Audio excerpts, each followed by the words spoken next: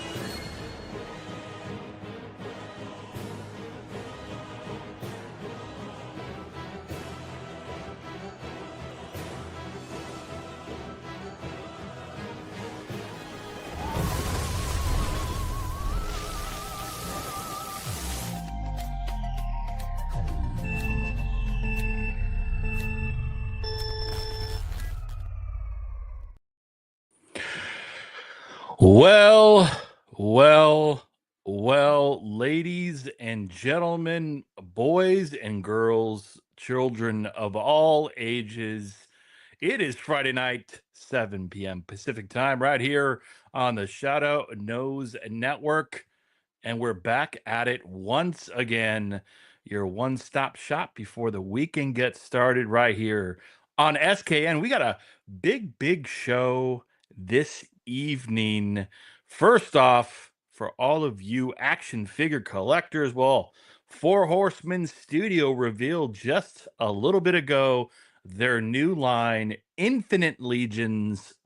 We are going to talk about that exciting news. If you don't know anything about Four Horsemen, Mythic Legions, we're going to talk about that. Also, James Bond 007 gets a video game once again. Are they going to do it right? Are they going to do it wrong? Or we'll still be yearning for GoldenEye on Nintendo or Super Nintendo or N64 or Game Boy or whatever the hell it is. We haven't had a great Bond game in a long time.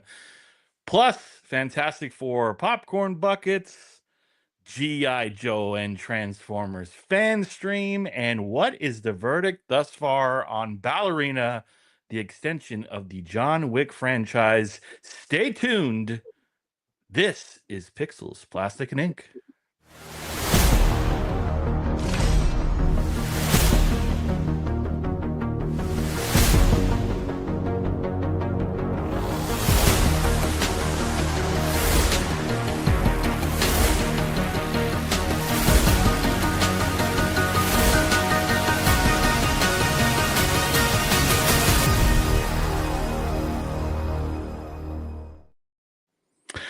Well, welcome on in. We appreciate you all. Before we go any further, please click subscribe, like, follow the channel.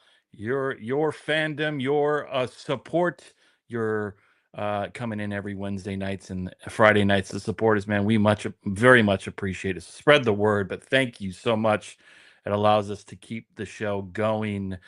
Commander Bly, I'm ready for some pixels. I'm ready for some plastic. Of course. I love it. Ready for the Goofy Corner XP crap. I love it. Look, I think last week, look, we're a low budget show. All right. Yeah. Mm-hmm. You know, we spend money, but I'd like to say we keep it real.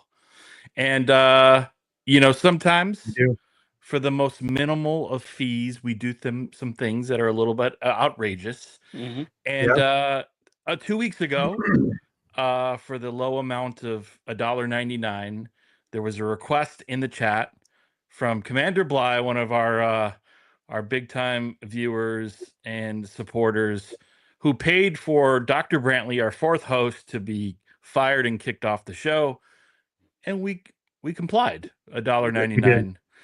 And so that's the reason why Dr. Brant actually, wait a minute, $1.99 to rehire Dr. Brantley. Well, for $2, we got to take the money, guys. So let's bring him on back. Dr. Brantley is back. Welcome. Hello. We are cheap like that, but welcome back, Dr. Brantley, for a low amount of $1.99. Commander Bly You're is cheap. giving you a first I'm taking the job back for $1.99. I mean, he does have a point. He does. He does. Yeah. Well, how are you all gentlemen doing? Mr. Storm, how are you doing this fine Friday evening? I feel myself on. I would like to dub this as Legion Friday. Legion Friday. So I'm feeling pretty good. I'm feeling pretty good tonight. Got to see a great live stream. Starting where you've seen the rest. Now you're watching the best. So feeling real good tonight, guys. Amazing, Mr. Maddox. How are you, sir? Well, I think it's I'm good, but Commander Bly is obviously shocked that Dr. Brinley is back. And yes, there he is. I am doing well. A very welcome stream from Four Horsemen, so I'm excited to get into this. It's been an interesting week. I'm sure we'll talk about it, but Target's fantastic, so that's always a plus. How are you doing, Rad? I'm doing great. There was two massive pre-orders today. One was the Psylocke and Thanos Marvel vs. Capcom 2-pack, and then also Sydney Sweeney's bath soap, and both went faster than 10 seconds. So I'm not sure which of the two is more popular. But you can't get your hands on either of those. Dr. Brantley, were you able to obtain those? Because I know you were in the other dimension before we brought you back. Yes. Well, thank you, Patty, and thank you, Commander Bly, for allowing me to return. But honestly, I would rather bathe with my plastic toys than Sydney Sweeney's bathwater, if I'm going to be honest. Okay. Well, the other folks who went online to pre-order those within 10 seconds would disagree with you. I'm just excited about one day smelling like Godzilla and Kong, like Check Maddox does when he goes to parties. Well, let's jump in. Again, one of our main topics of this evening. If you're not familiar with the Four Horsemen Studios, well, they are a prominent independent toy figure company who started with Mythic Legions and Cosmic Legions and Figure Obscura, and they just announced this evening the two figures that would introduce us to a new line of figures, and that is the Infinite Legions figures.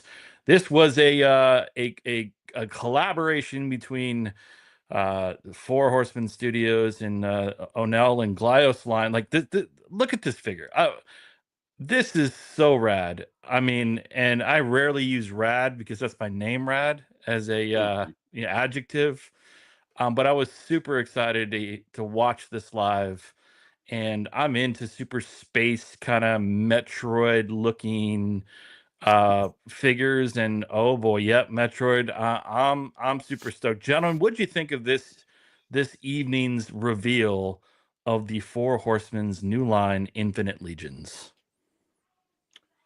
First of all, you understand why they're industry leaders because their fan stream was exactly that. It was made for people that are purchasing their lines, and they were very humble individuals, which we met at Toy Atlanta. So those are the same type of individuals that you see, through the fan streams. I thought the collaboration was incredibly intelligent. I like the customization of the characters. It just had something that, you've kind of seen, like we were laughing about Mega Man or something. You've kind of seen it, but yet they took their own spin, redid it, repurposed it in a way that just becomes something that they fully own. And it'll be hard for anyone else to come after them, with something from space and everything else. They some Warlock. What's going on? It's like, I know I saw you on the fan stream, brother. I saw you and Van on the fan stream. Purple Gang Gang represented extremely well. But I love how they do things. I love their approachability. I love the price point on this. Uh, it's very rare when you see someone at their level think about their fans and, like, the price points and the situations. I just, it's one of those, like, all got to give them a hand, and like, I hope other companies come from it. Are these to be video game-ish characters?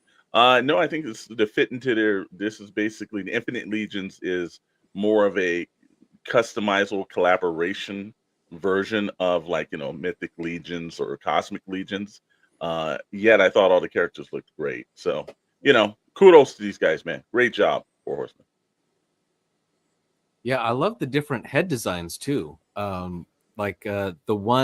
This one is cool, but actually the one that they showed the very first one that he did, which was like the bone colored with the red eyes, that looked really awesome. And yeah, it's cool that you can customize this, all these different things, and also a little cheaper than their normal figure, right? So that's good. But it looked awesome. I think this is where we see, like, the toy industry going. Like, this is some stuff that, like, if it was presented to Hasbro or Mattel, they'd be like, I don't know if it's gonna sell, right? And they wouldn't go for it because they would say, like, this isn't like a proven IP. This isn't. But it's a testament to, I think, what Four Horsemen does, right? Like, this stream, nothing fancy, was great. It was to the point. You got some backstory on it. And look, at the end of the day, like, it went live at 9:00 Eastern, and it was already, I had already purchased it and checked out, because it's like, yeah, I want these figures. I want figures that are, like, not mainstream. And $45, like, Faden is the protagonist of a whole sci-fi storyline by the creator. Main medium are Glyos compatible action figures by Onell Designs, separated by Cosmic because this is outside IP. Got it. Okay, so that's rad, right? So I think that's really cool what they're doing, and I love where they're going, and the amount of stuff that comes with their figures. Like, it's hard to explain it to people that don't buy their figures. But like ATL 25, like, you just open the box and it was just like you just keep pulling shit out. It's like, what is Mary Poppins fucking bag? Like, there's so much stuff in these that comes with these figures. So I'm really excited about it. What about you, Rad? Yeah, going back to Wholesome Warlock's point, like, Glyos has been a line that has been super small figures, really well manufactured, pretty decent articulation, but the thing has been so customizable. You can interchange parts, make your own heroes and design, and they release these pretty frequently. So if you like the small little figures that can sit on the shelf, and Faden has been like the lead character of this particular line, and so there's been this collaboration now where you're basically bringing this figure into the Horseman 6-inch super customizable. I think it's going to unlock a brand new audience because, you know, it's very specific if you like the little minifigures, right? And the same concept, which is it's interchangeable, it's customizable. They just released 2 figures to start. You could swap parts and things, and it's also you could take some of the Cosmic Legion stuff and interchange. You can make it the cool things. You can make your own things. So if you're a customizer, like you've got an amazing skill set, but a lot of people don't have that. They don't have the time, they don't have the knowledge, but they still want to put arms here, put a helmet here, or head sculpt. And that's always been part of, like, you know, Four Horsemen and the Mythic Legions lines. But now you get to incorporate that and be introduced to the story and to the figures of Glyos and stuff. So if you haven't checked it out, eBay or Google search Glyos, Glyos, you can see the smaller stuff, and they release it on various websites. But I'm excited. We should flash it on the screen, just the figures themselves. Again, this was the first reveal, and then they shared the actual figures. So here you go. It's pre-ordered, as Chet said. Incredibly priced, $45. You think about what Marvel Legends and Joe cost, and then you could get both of these figures on their website now. I think combined for 85. So you save $5. Thanos here. I mean, it's just I love the colors. I like I did like the Cosmic Legions line. So there's some similarities here. I like the space stuff. But as you said, like 3 head sculpts here, interchangeable hands. And again, if you're brand new, Metroid, Mega Man, futuristic, I can't wait for more figures in this particular line. So, Do we know? Commander Bly asked, "Do you know if they're licensed IPs or Four Horsemen?" I think we got to clear that up for him. I don't. Yeah, that's a good question. I don't know. Actually, a Wholesome But it Warlock seemed- might have. Yeah, go Yeah, ahead. because it seemed like on the live stream they were talking about it was just a different type of collaboration where he owns the IP, but they're kind of sharing it with Four Horsemen to do this This particular specific line. So it sounds like if they were to do like a video game or TV, like that, it's probably Onell, the original and guy, yeah. Four Horsemen is just manufacturing this particular line of figures at 6-inch scales. It's amazing though. Like, again, and I love the story. We talked about this offline, but like most of the stuff you get from Four Horsemen, whether it's Onell or not, there's like a story behind the waves in the figures, and it's really great, right? You know, because a lot of times you'll see figures that are released independently and you get a little bit of a backstory, but they're just cool concepts, and I think that's really great. The same thing with Operation Monster Force. There's a story behind that, whether or not you like it or not. There's comic books and stuff, so I very much appreciate that. The same thing with Mezco and their line Doc Nocturnal. There's books and storylines, so I love when, you know, these big companies and independent companies put some substance behind the figures. So, are you all picking this up? Sounds like Chet, you pre-ordered, I pre-ordered, and we're not paid by any means for Horsemen, but I think I love supporting independent toy companies, and this is one of the biggest. As Mr. Storm said, they do it right by the fans. Yeah. I love this purple one. Yeah. That looks awesome. I pre-ordered Phaeton. I'm on the edge on the other one. I'll see, but right now I just did Phaeton. I kind of thought first line of a new figure, get a chance to get involved in Four Horsemen. They got me addicted with ATL 25, which that character, if anyone's gotten it, is probably one of the heaviest characters I have received. That character, it's like you can feel the weight and the bulk in it. So I'm looking forward to it. I'm on the edge. Hey, Sen, so dope. Nice seeing you. It's one of those things where I just like when you do something different. You know, I think we get stuck in the same IP, same situations. We talked about this on Action Figure Frequencies on Bandito Radio, but you know, there's only so many Spider-Mans, so many Wolverines, so many Batmans or Supermans you can get. When you get something else, it works. This is the big baddest story. He's purple, grabbing at least what makes sense. Purple gang and picking up the purple figures. And that's what I loved about it too. And also, if you look, they had some merchandise. There was a purple shirt there too. I saw that too. So they're representing extremely well.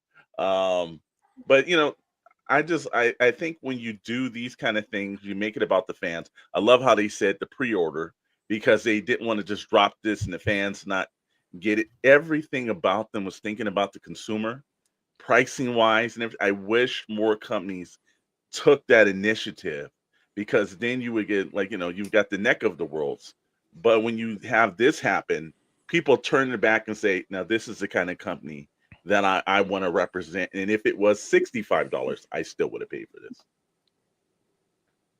But can they Hulk clap?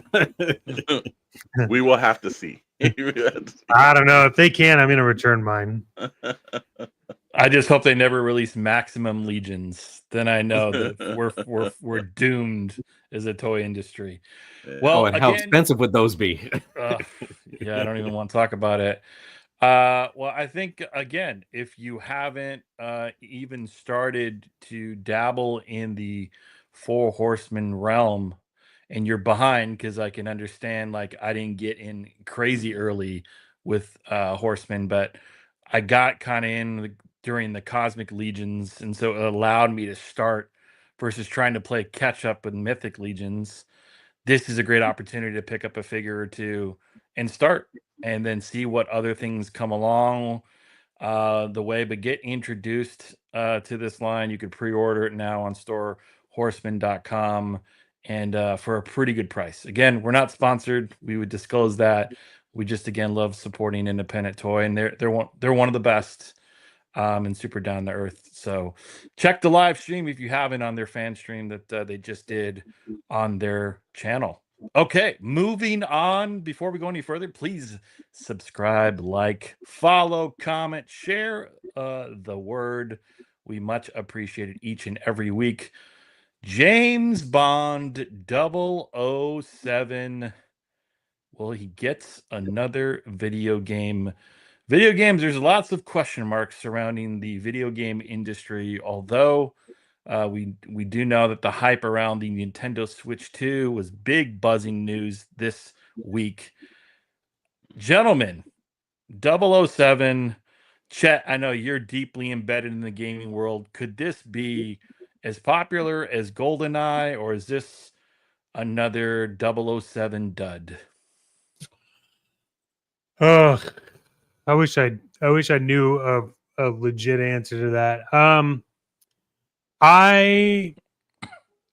not sure. So this gives me like I'm hoping that it's not a dud, right? But they also haven't really been successful at like Bond games since GoldenEye. I mean, they've tried. They have tried.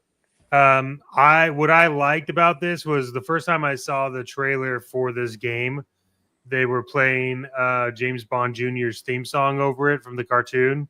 And I was like, okay, I would get into it if it was like that, if it was like, if it just had the animation music playing behind it. I don't know. Like, here's the hoping that it's good, but there's so many other games that we could reference. Like there was Mad Max. Everyone thought that was going to be good. It wasn't. Yeah, I don't know. We'll see. This kind of looks like a reskinned version of Hitman. So I don't know. We'll see. We'll see. I don't know. I'm a little bit more optimistic. I think that, like I said again, I remember the Nintendo 64 and GoldenEye, and it was a great game. I think it's still prime, but I think they hit that right market. I think with all the buzz that Amazon's doing with Bond now, and the opportunity of having a new Bond and something that actually ignites the fans, I think it's a good thing. Also, 101 better not mess this up. And Nintendo 64 GoldenEye is a classic. It is. I still got that 64. I still got GoldenEye. Don't know how to hook it up to a TV anymore, but it's I think they've got a prime opportunity. I saw some of the gameplay on this. It looks good. If they can hold this and bring it to fruition, and it gets out there and it's just as exciting as the gameplay, I think it has an opportunity to do well, man. Yeah, because this is Amazon's first real big foray into doing, James Bond. That since they've paid so much money for it anyway, but they're doing a game, and it looked good. I mean, really, all it needs to do is feel like you're playing a James Bond movie, and that's what the trailer looked like. So I have high hopes. It's not just some giant open world thing like Mad Max. This is actual a story you go through. You have to, just like a James Bond movie, and I think that would be really cool. I'm a responsible grown-ass man. I don't have time to play video games. Commander Bly, I'm too busy building Clone Trooper armor parts for my fellow cosplayers. That makes sense. That makes sense. Yeah. Yes, it does. That's much more adult than playing video games. You are correct. You got it. Mhm. Look, I think there is hope, and that is that the studio behind this is IO Interactive, which did the Hitman series, and that's been a super popular series. If you've never played a Hitman game, basically challenges of just basically killing targets and different areas and worlds and environments, and part of it is not to be detected, and there's some espionage, and there's a decent story, never mind the movies that were made that were disastrous. But if the gameplay resembles that, and there's different challenges, and it, to Dr. Brantley's point, if it feels like a Bond game and there's a good story behind it, it'll do Yeah. well. Bond, Mhm. just people like Bond.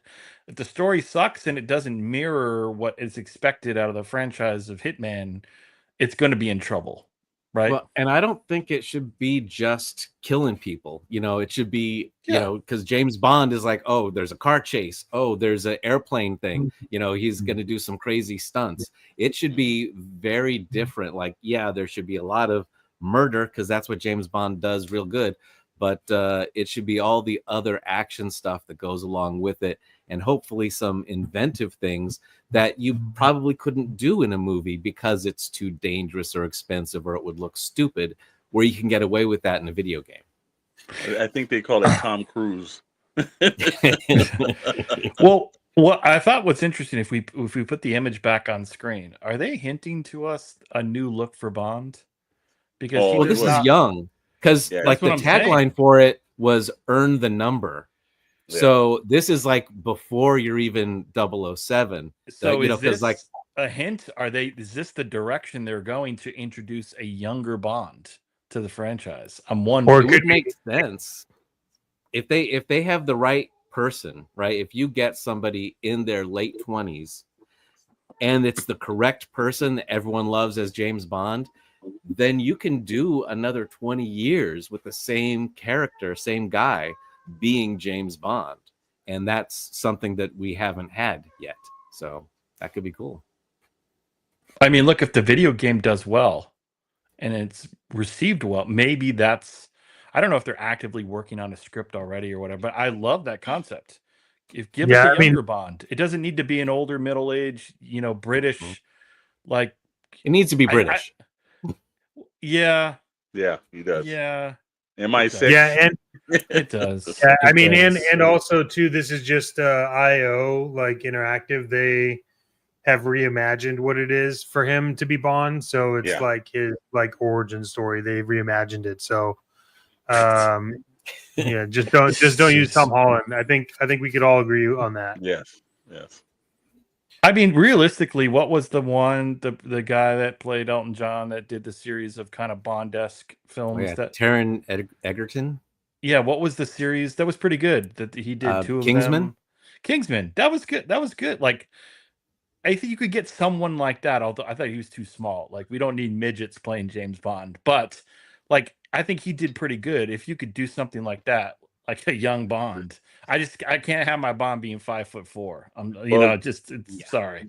The Well, then you rumor should is, use Tinder to find your Bond, because now you can sort by height. yeah.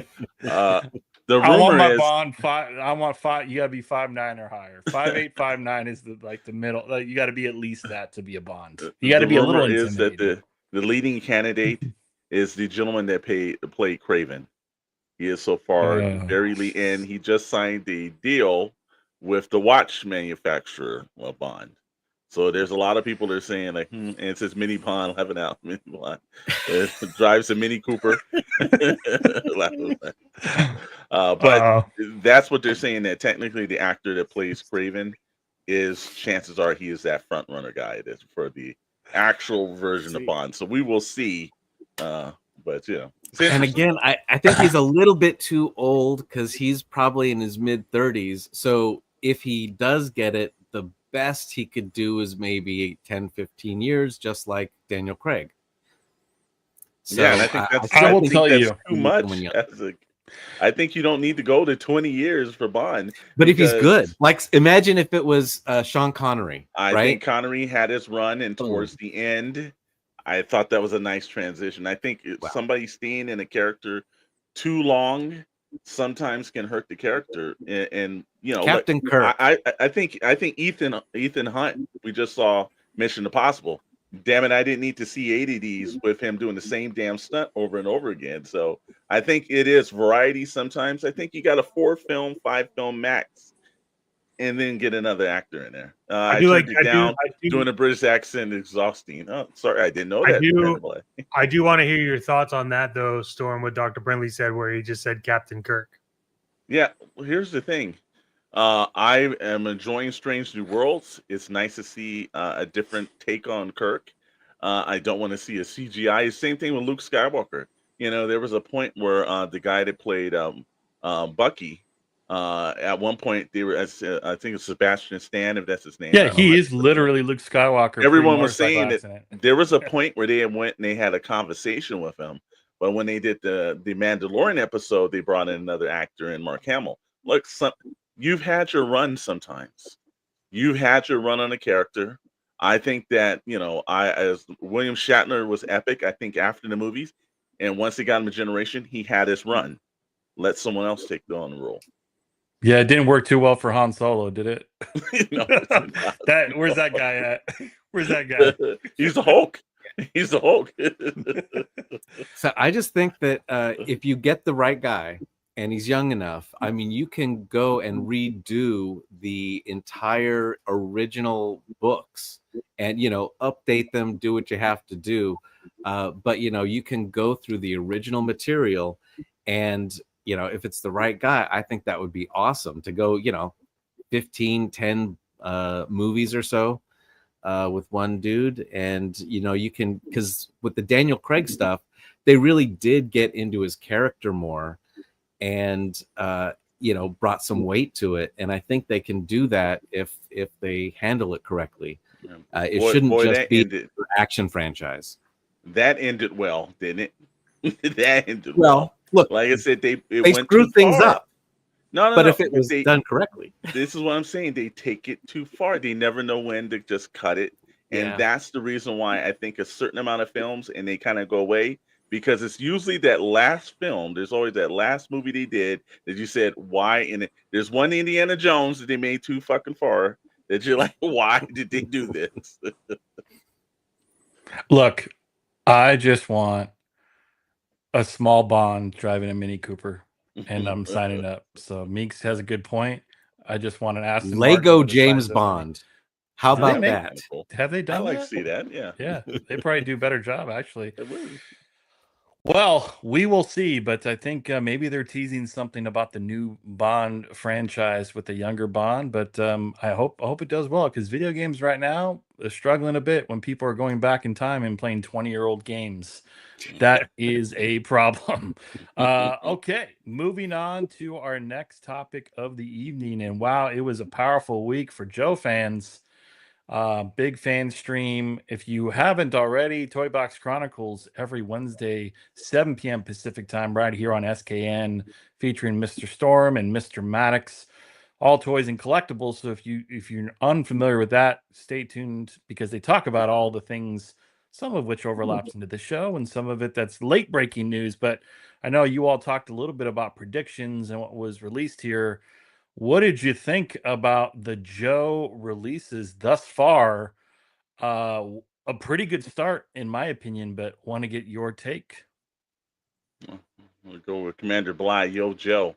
Yo Joe June, my favorite month of the year, next to September. But I thought they did a really nice job. I loved the digital rendering. I'm not a fan of what they did with the All Striker because I don't like the third seat, but I've heard you can remove the third seat and the roll cage. So we'll see how that ends up looking. But like I was also seeing on Toy Box Chronicles, Gridiron Studios makes an actual really good version of something that's similar to the All Striker that I thought far superiorly blew Hasbro out of the water. The Sergeant Slaughter, if you're giving me another Sergeant Slaughter, that's the one I want. That's the one you really the camo and his look and everything else of that. It's like they just didn't repurpose the colors and everything else. I thought they did a nice job. Mercer, I think a lot of people are worried about if he's going to be the correct height for built, because they're looking at the images there. I don't know. Legacy, I purchased all the Legacy figures. The 60th anniversary ones, I picked up the firefighter. I think it's a very good call for the police officer too. I think they did it well. There's some people that remember the old GI Joes from the 60s when they had a little bit of purpose. In the 70s, they were an adventure team. So this kind of flows into that whole original Joe kind of look where they were in the military and different other occupations. I all the characters that they did for pre-order, MMS original 13 were Colonel Hawk, not General Hawk. Colonel Hawk with the blonde hair. That is the original 13 character. I don't care that it's the MMS is the same as the SMS. I purchased that. Bandu, wow. I don't think you could do a better ninja than that, or a samurai than that. That's almost authentic looking. That's probably one of the best Joes out of the classified they've seen. G.I. Tommy is a must-have. Yeah, I know he did a police officer. I know well, let me ask you a question. Is Sergeant Slaughter, again, I'm not a massive Joe collector. Sure. So is Sergeant Slaughter like Wolverine compared to Marvel Legends, which is like you get a Wolverine every couple of months, like you're gonna get like variations of Slaughter? Because I thought initially Snake Eyes was that, but it sounds like Sergeant Slaughter.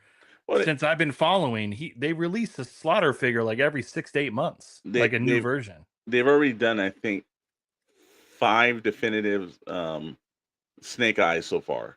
And Sergeant Slaughter, look, he's initially he had to sign a deal to go back into GI Joe, and they're going to get their money out of that deal. They're not signing for one figure and then just go away. They're like, no, bro, we're going to use. When tell people say don't do Sergeant Slaughter, but this is one.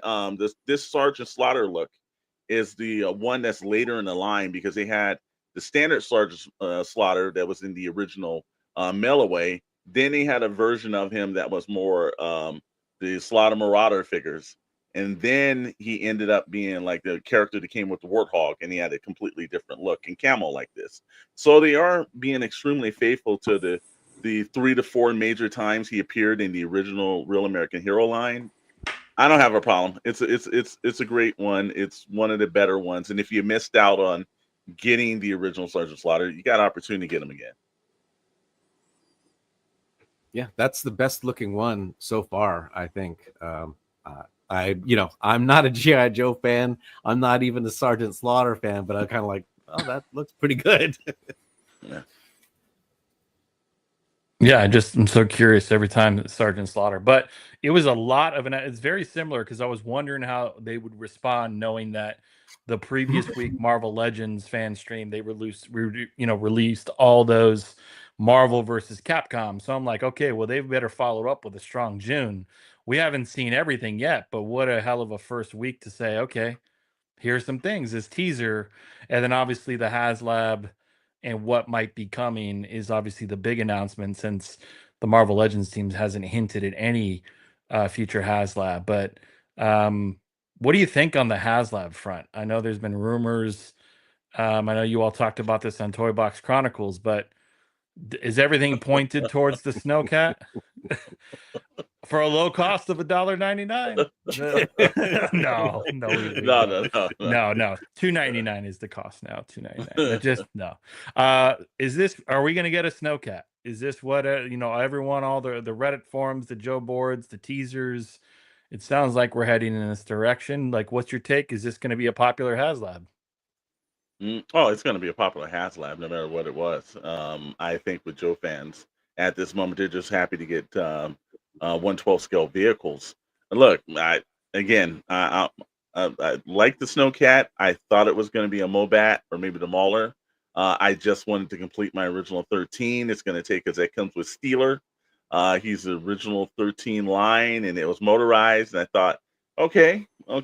And I'll one of my thinkings in this was because one of our friends of the channel designed a tank, and usually when that happens, Hasbro really offers their own version of it to curb sales in another way. And I thought that might actually happen this time around, but since it did, I was shocked. So when they said the Snowcat, and I'm like, they haven't done any snow vehicles. There's not a lot of characters they have.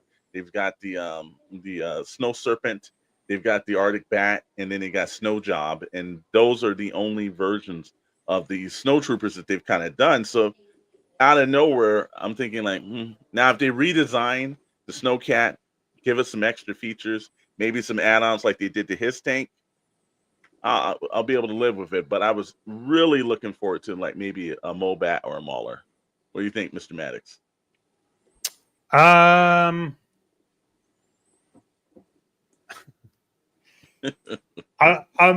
Yeah, I mean, it's pretty much confirmed it's going to be the Snowcat.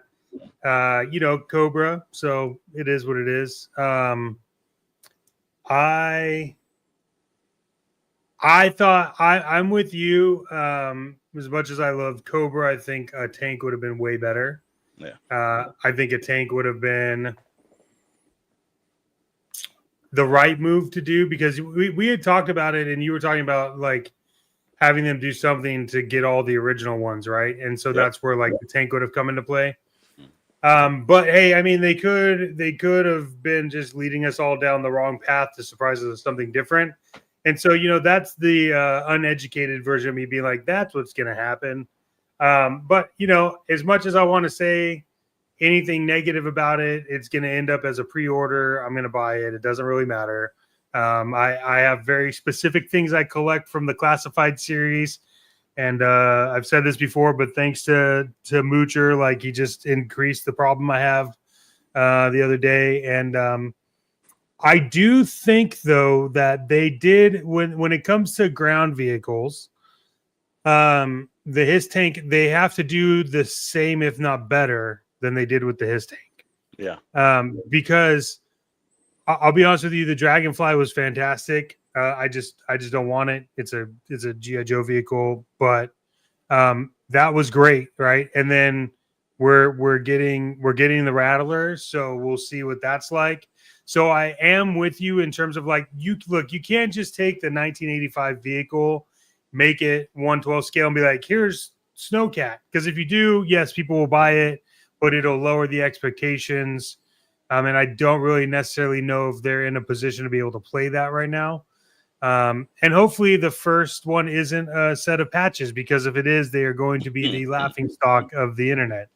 But yeah, all in all, I think it's cool. Like we don't get snow in California, so you're gonna have to buy a lot of like baking soda and flour and make up some sceneries. Rad, I know that you don't really buy these vehicles, but what are your thoughts on this? Yeah, I think I like the. If I was gonna get more into the Joe line, it would be with like planes and copters. I think it gets difficult when you start collecting the tanks and stuff. Like, so I don't know. I'm on the fence. Let me see what it looks like, but I think I just don't want to get deep into it.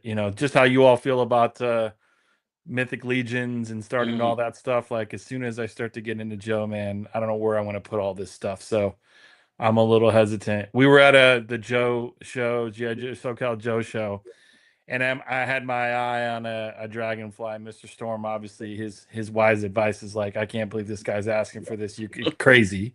So I'm glad he gave me that do not do that. But that was the first one I was thinking about getting, because the Dragonfly is badass and be cool hanging from the ceiling. But I don't know. We'll wait and see for sure. Well, he'll be back in December. Don't you worry. Yeah, with with the same thing. thing. He'll be back. It'll be about 150 off. I'll tell you that. Dr. Brantley, any thoughts here? Because we got Transformers fan stream too. Yeah, well, I mean, what they have looks cool. Interested to see the HasLab.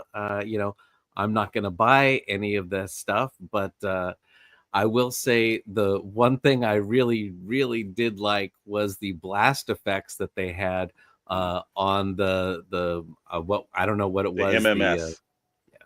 But that looked pretty cool. I'm like, okay. Yeah. Like there's stuff like that that's like, ooh, like that's where I would start if I was going to start getting into this stuff. Yep, totally. Well, Transformers fan stream approaches next week. Lots of things going on. We are on our way to San Diego Comic-Con, which is the biggest of the season. So I think the timing is right. Plus smaller shows.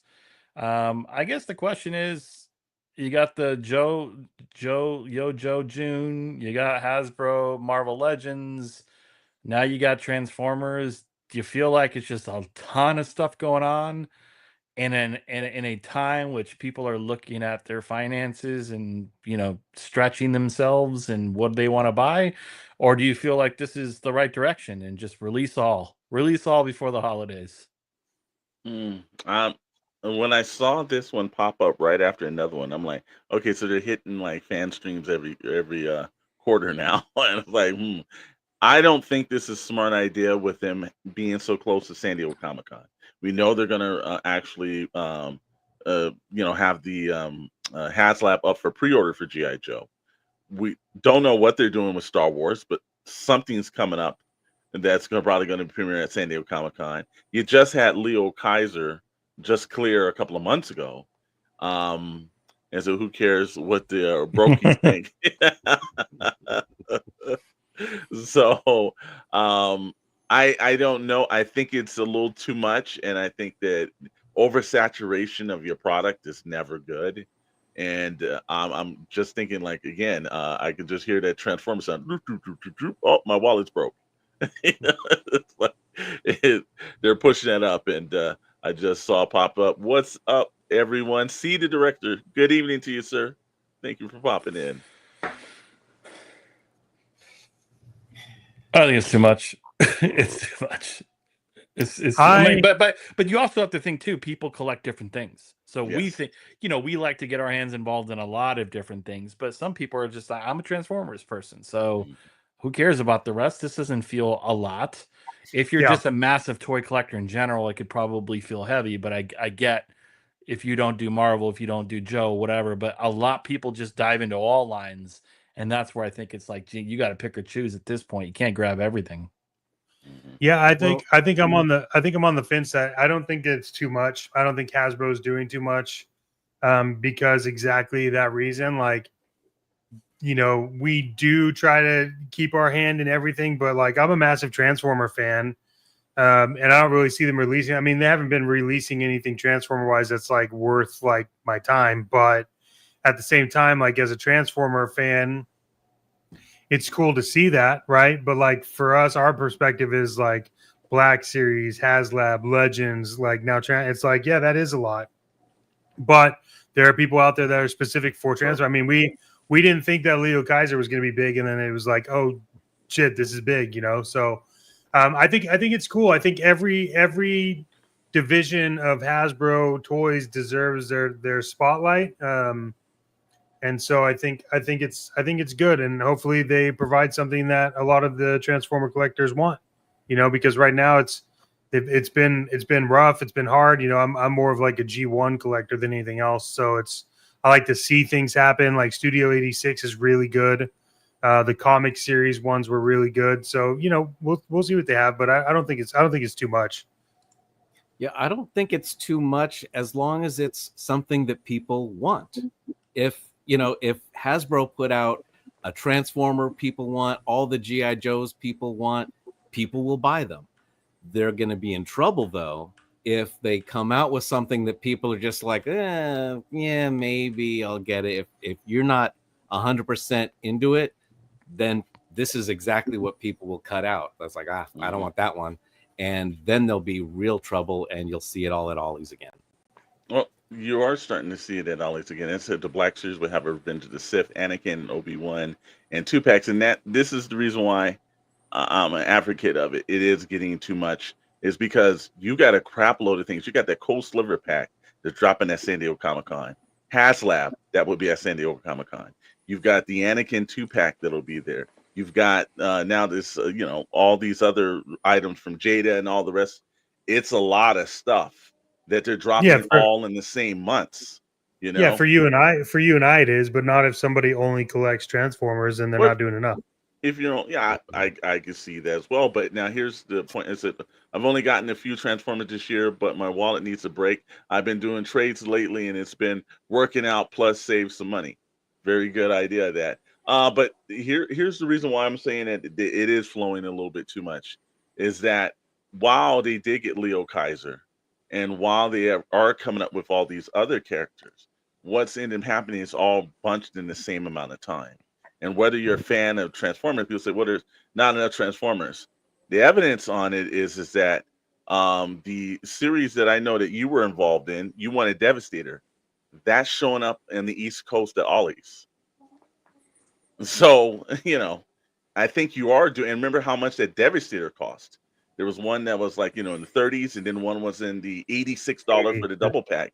So I do think they are pushing the limits of what fans, because we're starting to see a bunch of this stuff, even with G.I. Joe, even with some of the Transformers and everything. We're seeing a lot of stuff towards the end of the year they put out in the beginning of the year, show up at Ross and show up at the Ollie's.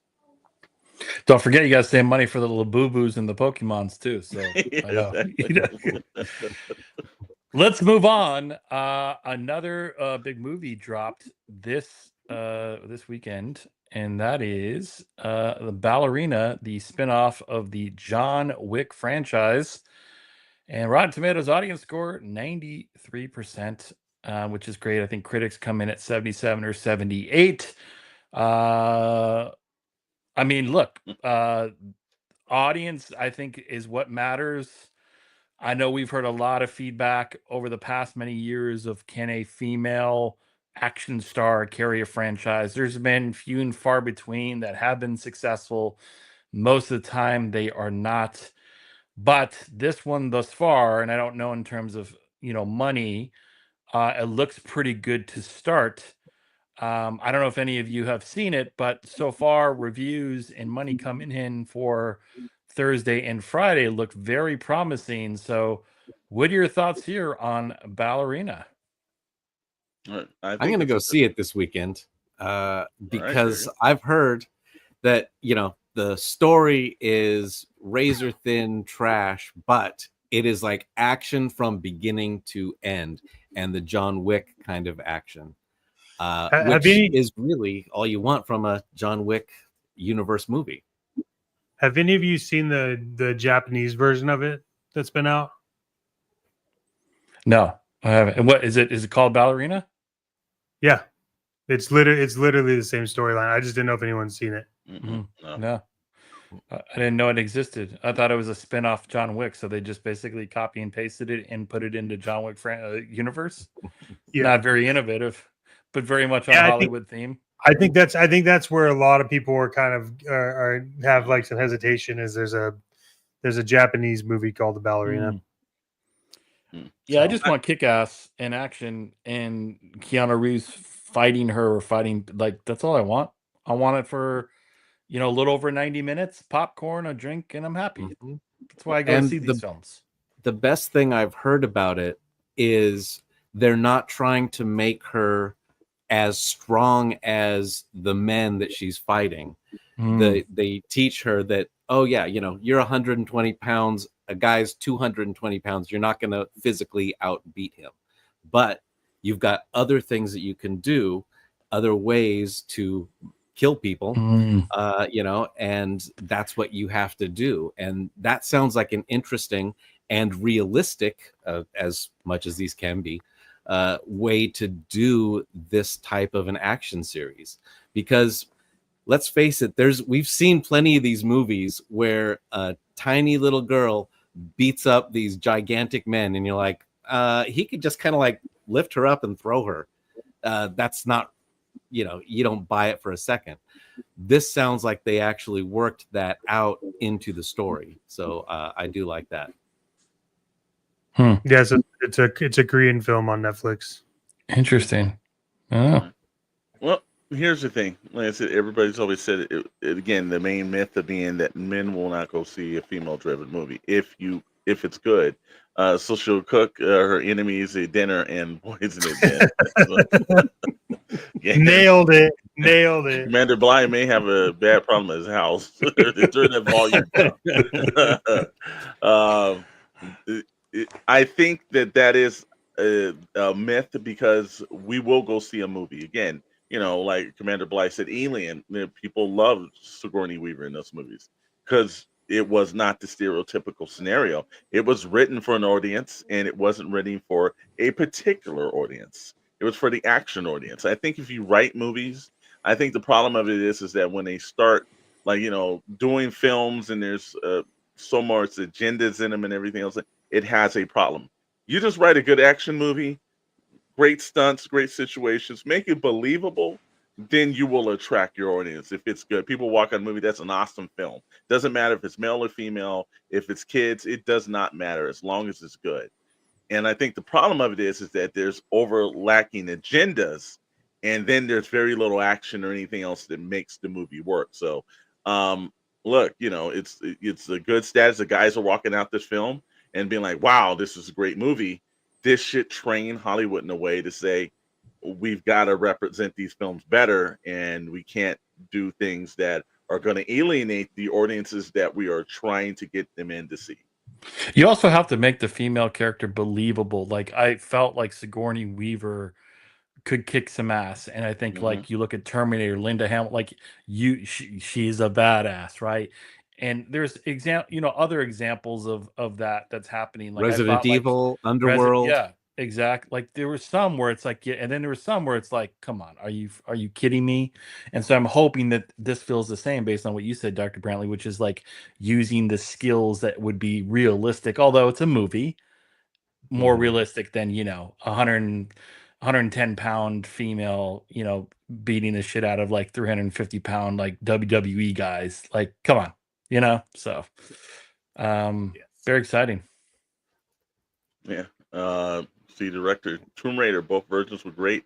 It's Marvel female type movies that don't take it seriously, and he's absolutely right with that. Absolutely right. Moving on, Mr. Storm.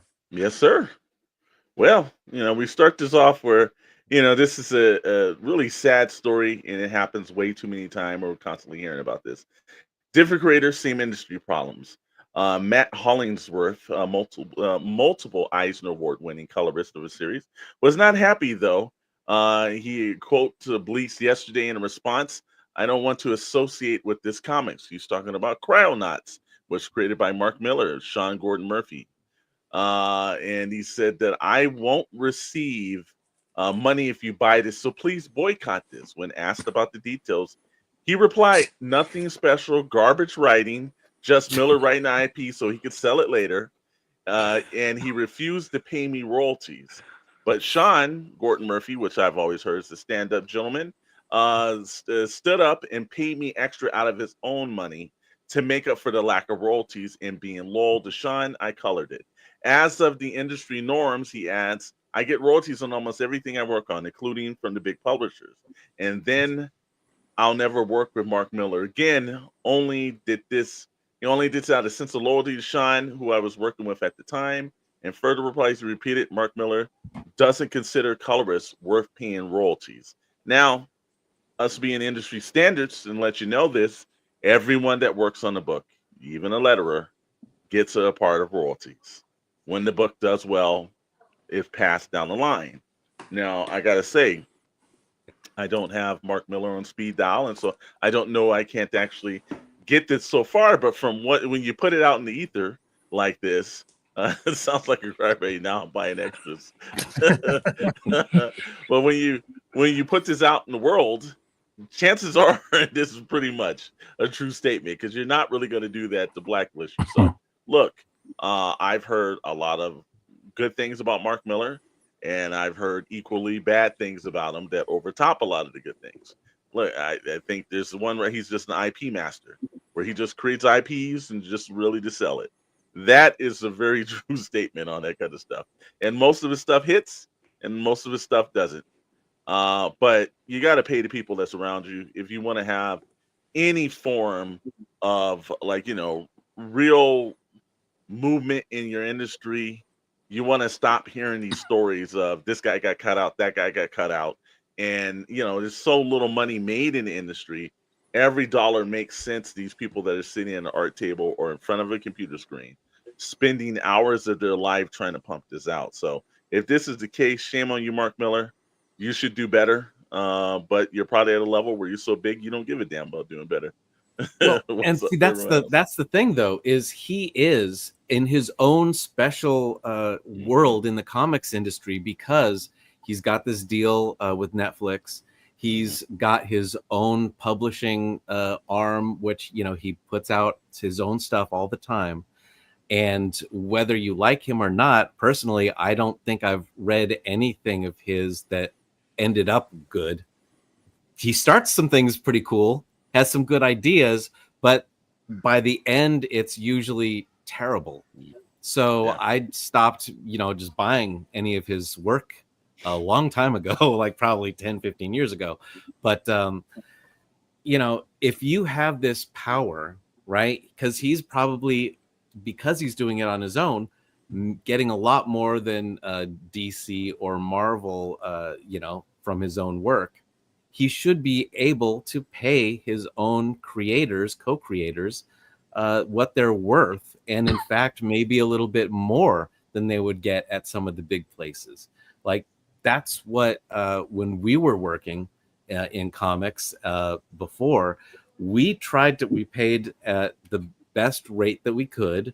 And sometimes that was along the lines of DC and Marvel. So, I really feel you should give back when you can, and Mark Miller definitely can. Yep. Well, Chronon, is that a comic book spinoff I from the think TV series 7 Days? No, it's Chrononauts. So that's the book. But no, it's a Mark Miller. It's not the spinoff from that. No, it's a completely different property. They hidden. Thank you for joining. All right. Well, another example of folks being burned in the industry. Unfortunate, whether you choose to support or not. Sounds like Commander Bly is buying multiple copies. Others may feel differently.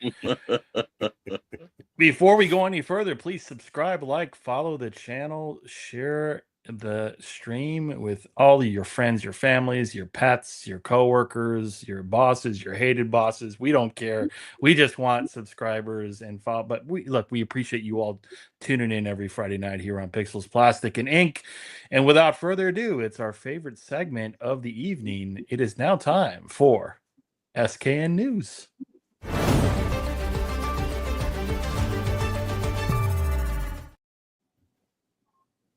Oh yes, our world to your world. This is SKN News, and you know how we got to start it off and everything, because this is actually one of our most popular ones throughout the week. It's about popcorn buckets. Now I know this one has a special place in my heart. This week is a very Chet Maddox centric SKN News. There's a couple of things in there that I know is going to warm his heart. Now he is a major Galactus fan. How did I know that? I spent too much damn time with him, as I know it. But you've got a couple of key things here, and I will say that I was disappointed by one thing. I know they got to show the popcorn buckets and everything else of that, but now they've just revealed what Galactus is going to look like, and I'm like, damn it, I want to see that on the big screen. But movie chains have revealed their exclusive Fantastic Four First Step inspired novelties they will offer this summer, including popcorn buckets, cups, and more. Now we're on the screen right now. We're looking at the Cinemark actual offerings, which includes a 341 ounce galactic popcorn bucket. That looks like they holds some pretty good buckets. Popcorn. In addition, they will offer a 130 ounce Mr. Fantastic bucket, 130 ounce popcorn tin, and 20 ounces double wall cup, and a 44 ounce souvenir cup. So you can see that right down there.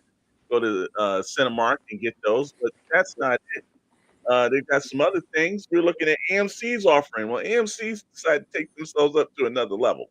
AMC will have a giant Galactus popcorn vessel, including a large popcorn. So you're going to get a free popcorn bucket with the $45 whatever Galactus thing. I think it should be free if you pay $45 for the bucket. But it's also going to have 4 Totem cups, includes a large drink and 6 character popcorn tins, including a large popcorn. So you can look at the cups right there. All members of Fantastic Four represented. Mr. Fantastic, Sue Storm, The Thing, and Johnny. And then you look at they got some little popcorn tins. They have a little character on the side. That's kind of cool. But we got again Herbie. Herbie. Gonna sip out the top of a robot's head. You can do that. Herbie at AMC, and then there's the actual Galactus. Now, one of the Galactuses I've heard, I think it's the Cinemark one. The eyes glow, so that's kind of cool. But yeah, guess what? We're not done yet because they're not. Fantastic Four is supposed to be a big movie, so everybody wants their time in the sun. So we got 2 more places. That's right. Regal decided to do their exclusive Fantastic Car popcorn container, so you can actually just throw some popcorn in the car. And then Alamo Drafthouse, which with a name like Alamo Drafthouse, you can actually see what they do. They have a limited edition pint glass featuring artwork of Matt Taylor from Mutant, a 16-ounce glass that they can add it to the ticket orders and pick up before showing. So, gentlemen, the question asked, any of these intriguing you? I pretty much know the answer to one. Yeah. I mean, I'll go first. I think the Herbie one is really badass. I think that's super cool. The Galactus head is cool. Honest, like I don't know if I'm going to pick up any of these. I haven't picked up a lot of popcorn buckets, partly because I'm not there day one and most of the good stuff is gone. Yeah. But if I had to choose this Herbie one, I love that you could place all 3 of these things in Herbie. I mean, that's pretty awesome. I could put my soda, my peanut M&Ms, and my popcorn in Herbie, and he'll sit right next to me in the seat. So if I'm choosing one, it's definitely Herbie. But yeah, that Galactus head's pretty rad too. I know Chet's either all in or all out. I want to get his take here. Yeah, like I already signed up to be notified for the Galactus head. I'm trying to figure out how to get the Fantastic Four car. And then the Herbie thing is kind of like, yeah, I mean, I like Herbie, but here's my problem is like, I also love the Fantastic Four universe. I'm one of the few that does. All these don't mean anything if the movie is really bad. So, but the Galactus one would go well with my Galactus Marvel figure. It would. And you know, the Fantastic car is like, it's great. Go for the glow in the dark one, brother. Go for the glow in the dark one.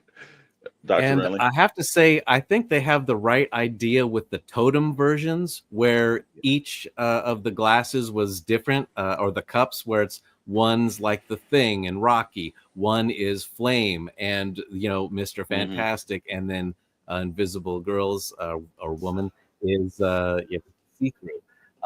That's the right idea. I don't think I would get those particular ones because they're just a little, cutesy. That's not really my thing. And I think those popcorn tins right next to it are kind of trash. That's just cheap and lazy. But Galactus head is awesome. And even though I'm not a big fan, that is something I could see myself just, buying, putting on the and keeping the eyes going at night. There you go. Well, like I said, whatever your fix is, every one of the theaters in the nation has got that for you.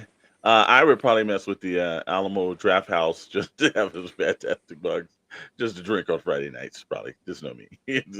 Anyone here spot the MCU Valerie Richard in a teaser trailer? I did not, but Mr. Max has closely examined that. Did you see it, Mr. Maddox? I did. I wasn't sure, and Okay. I'm kind of not feeding into it just because it's gonna be a sad day for me if the movie's really bad. I'm just gonna say that. Well, It's we're like gonna- the Fantastic Four curse. It doesn't matter what they do. It's just like, well, they've got and this the is story. their third and fourth try technically because there was a Roger Corman movie that predated all of them. If you haven't seen that, Which you haven't seen the worst. Plus you're Fantastic forgetting Four about film. the TV show.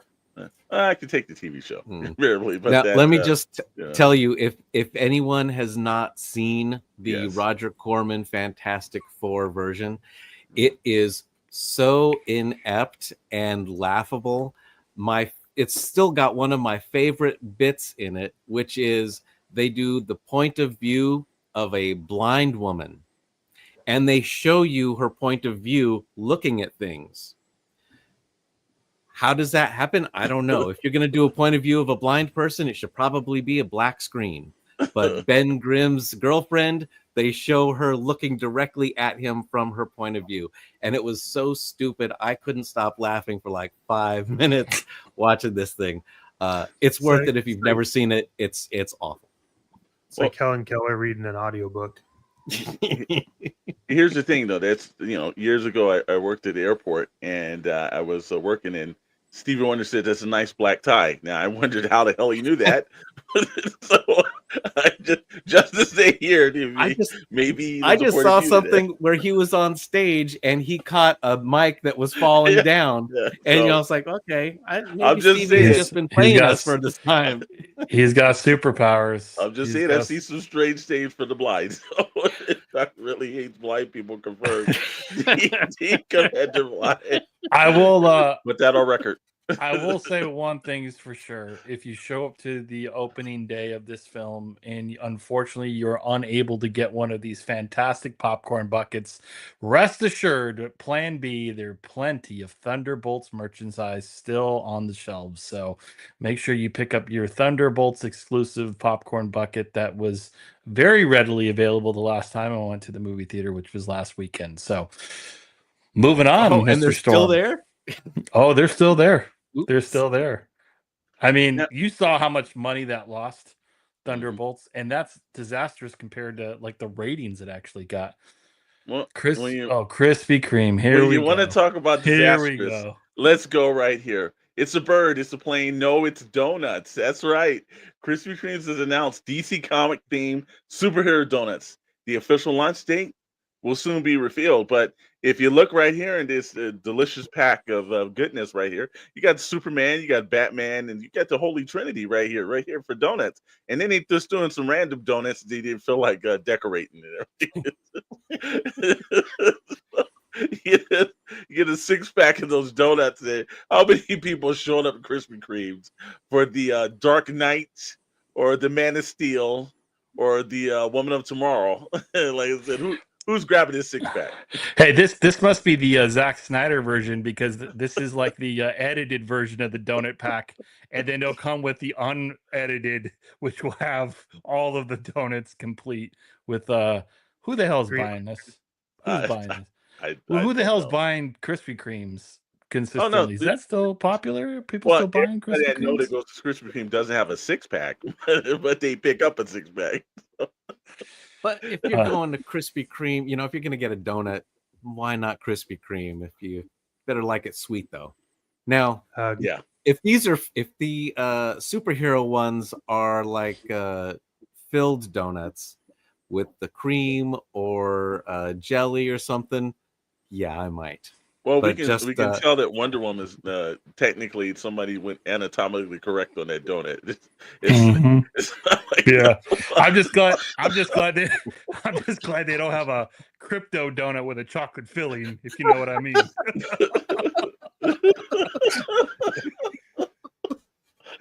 That would be interesting. Obviously, you man. don't tie it for the movies, though. I can tell you for this. So. Hey, look, I'm all about Commander Blind Super Trooper donuts. Yep. Littering in. Now, Littering yeah, if in.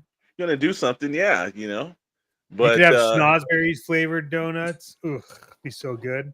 so no takers on the Krispy Kreme donuts. Huh? See, Oh no, yeah, like I'm the gonna, Superman I'm gonna, one should have green inside, like Kryptonite donut.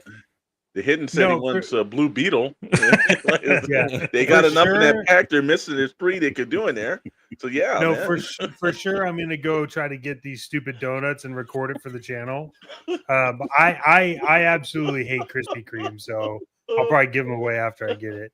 Well, some of the donuts that they leave in the back out of the refrigerator, you might get a Swamp Thing version of the donut if you wish.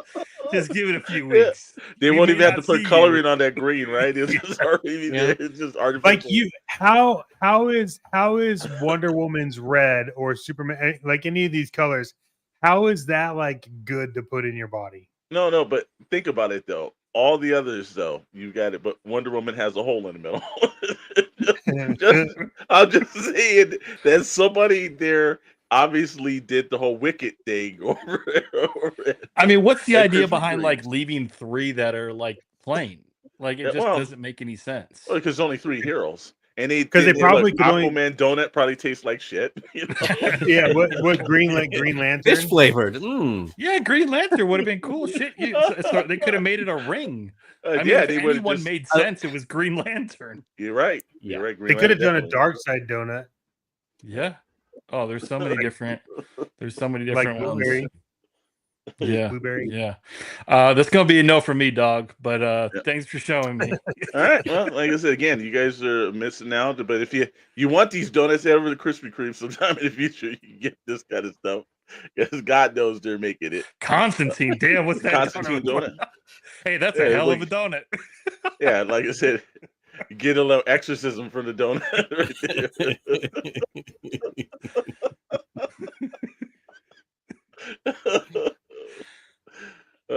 Let's see. Yes, here's one for Mr. Maddox.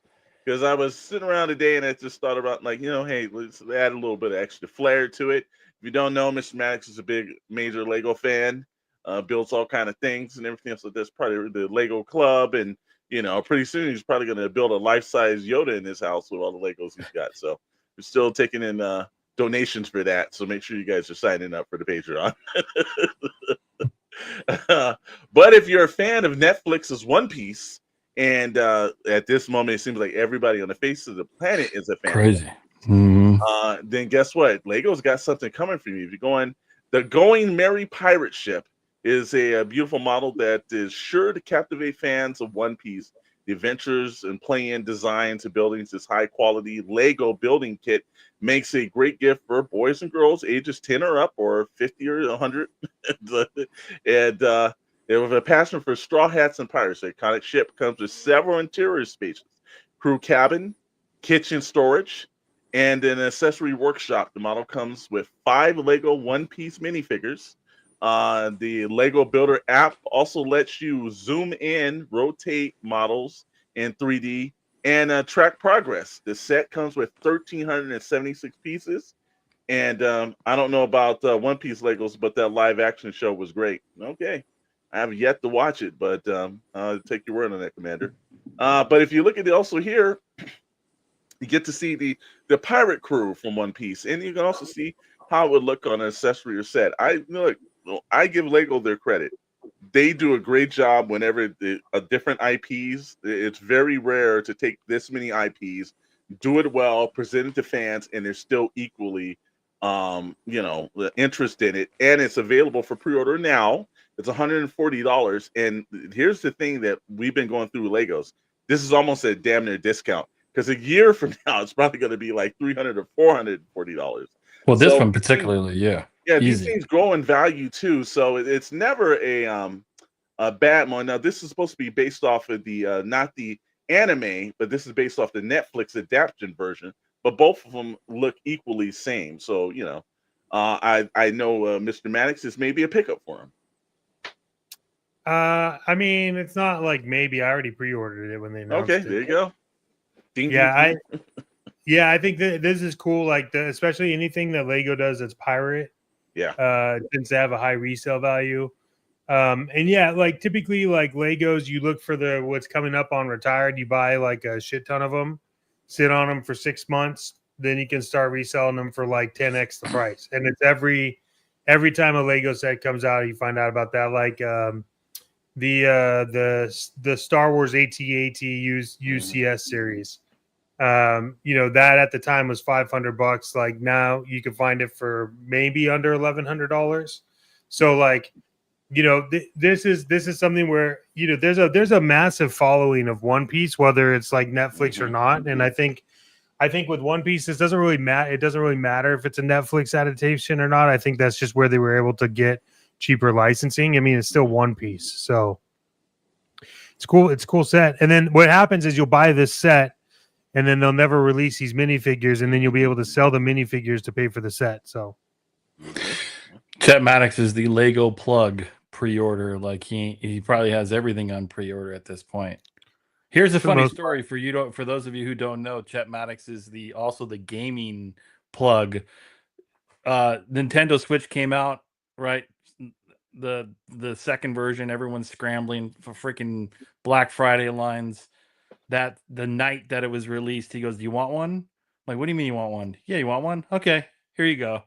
Like, what the hell? I don't understand I don't know who he knows, but everyone on Twitter is like, oh my God, I can't find one. I went into Target stores, I can't find one. He's just like, yeah, you want one? I'll get you one. Like, I don't know. So I know there's going to be a couple of these showing up in his doorstop too. Chet the plug. My favorite, though, about the Switches was how some people had their screens with a staple into them with the receipt. Yeah. GameStop's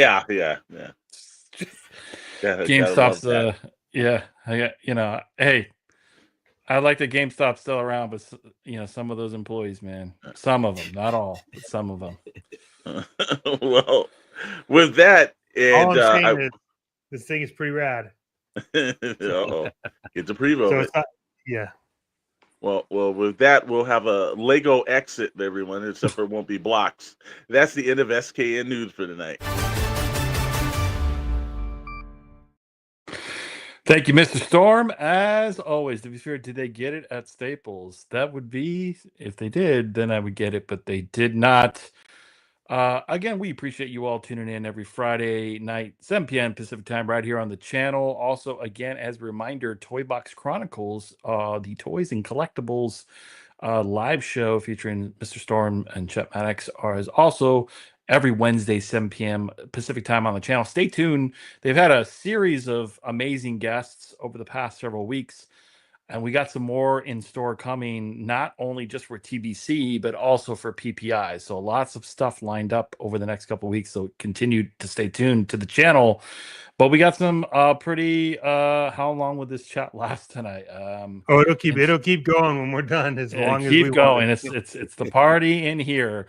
We got exciting news because this weekend, well, the SKN and TBC and the PPI crew are live. But Mr. Storm, what do we have in store, and where is everybody the month of June and July?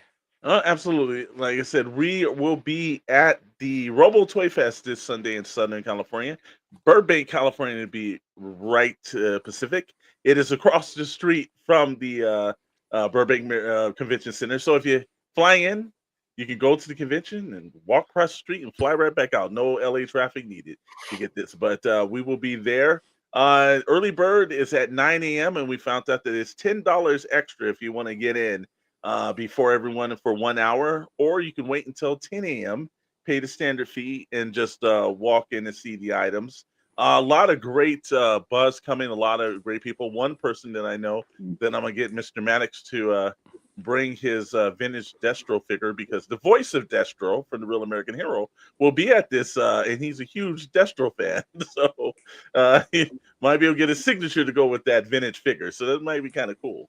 But we will be there. We will be live streaming. If you can't make it to the event, don't worry. We will be on live streaming.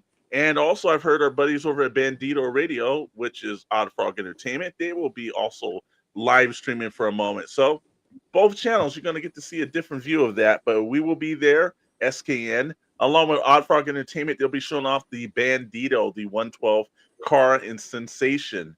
And you definitely got to see this. They've got a couple other different variants that will be at the convention as well, along with some merchandise. And then some of our affiliate partners will be making their first show debut And if you don't know what Holy Grail Toys is, well, you will know after this event. These are gentlemen who have an idea and a passion for toys, so much so that they actually have a board of advisories of some industry professionals that actually tell them the items and things that they should be purchasing and how to conduct business. So you're getting industry people advising other industry people, which is always a great thing. So that's holygrailtoys.com if you haven't checked that out. But that's not it. June 20th to the 22nd, you can actually go to Joe Fest, which is one of the largest Joe themed events in all the country in Augusta, Georgia. See our buddies Marcelo over at Uru Toys will be there, along with the Purple Gang Gang. If you haven't watched their live streams Saturdays at 6 p.m. Pacific time, then you are missing one of the funnest several hours on YouTube too. Make sure you guys are tuning in for that. July 24th through the 27th. Well, just the biggest event in all of fandom, San Diego Comic-Con and San Diego, California. If you've never attended San Diego Comic-Con, it is a must. One time in your life, you got to see the biggest show in all of fandom, and that's taking place. Myself and Mr. Maddox will be down there, along with Mr. David Vonner that has a panel. Mega J Retro will be there. A bunch of different other YouTubers. I know Geek That Life, a bunch of other people show up as well. Always a great event if you can attend to it. And also, it's also good to attend the after events, because those are usually equally as fun. Well, but that's what we're looking at for the next 3 to 4 weeks. Mr. Rad, back to you. Thank you, sir. Again, I'm excited this Sunday. Again, being there, Holy Grail Toys kind of debut, helping them, supporting them, Otter Frog Entertainment, Bandito, and then obviously we're doing the live stream. So stop on by, please. We got one final question in the chat that's probably best served for either Mr. Storm or Chet Maddox. Speaking of Joe's, which fictional character is the best? Now, see, that all tends to what you believe, brother. I can say personally, for me, my favorite character is Doc, and there's a personal reason for it because he holds a special place in my heart. But I can't tell you what the best figure is for someone else, only myself. So it's Doc for me, bro. That's a rough one, man. I mean, I always lean into Cobra, so I don't know. Come on, Snake Eyes is the coolest. Sure. Good thing they have a San Diego Comic-Con, because there ain't much else going on in San Diego. Yeah, well, right. And that's why cash is exchanged under the table to keep it there at the convention center. I didn't say it. I just heard it on Reddit. We want to appreciate and thank all the regulars and people who stopped in to chat with us this live. Commander Bly, as always, we appreciate you. Patty Atkins, Wholesome Warlock, Sin stopping in, Meeks as always, and of course the Hidden, thanks for dropping in as well. And then for those of you who can't catch the live and you watch the replay, don't be afraid, hesitate, drop in the comments. We appreciate it, everyone. We will see you this weekend if you can, live from Robo Toy Fest this Sunday. And then if you can't make it, watch the replay Wednesday night, 7 p.m. Pacific time, Toy Box Chronicles. Otherwise, we'll see you next week on PPI. Have a great weekend. See y'all later.